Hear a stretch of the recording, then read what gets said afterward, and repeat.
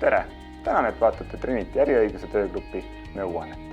Täna tahaksin rääkida teile tulundusühistust ja põhilisest probleemist, mis tänasest seadusandlusest tulundusühistule tuleb. Puutume palju kokku põllumajandusega ja põllumajanduses on selline asi nagu ühistegevus.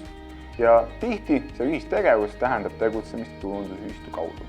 Kuid tulundusühistu seaduses on üks väga problemaatiline säte. Nimelt ütleb tulundusühistu seaduse paragrahv 3 lõige 1, et ühistule kohaldatakse äriseadustikus osaühingu kohta sätestatud, kui käesolevast seadusest ehk siis tulundusühistu seadusest ei tulene teisiti. Ja mis see probleem on?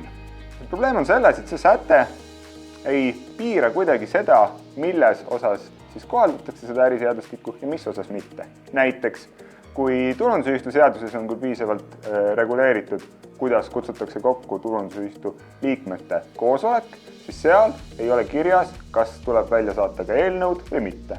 Kuid äriseadustikus on eelnõude väljasaatmise kohta kord olemas. Sama küsimus näiteks liikmesuse müügilepinguga. Kas see peab olema notariaalselt tõestatud nagu osaühingu osamüügileping või mitte? Ma ise olen siin pigem seisukohal, et seda sätet tuleb tõlgendada kitsendavalt. Ehk et kõik, mis on kirjas tulundusühistu seaduses, selle osas pigem äriseadustikku mitte kohaldada. Ja äriseadustikku kohaldada selles osas, kus see on tõesti vajalik. Kuid mitmed mu kolleegid on sellest oluliselt erineval arvamusel, seetõttu on tekkinud ka mitmeid vaidlusi.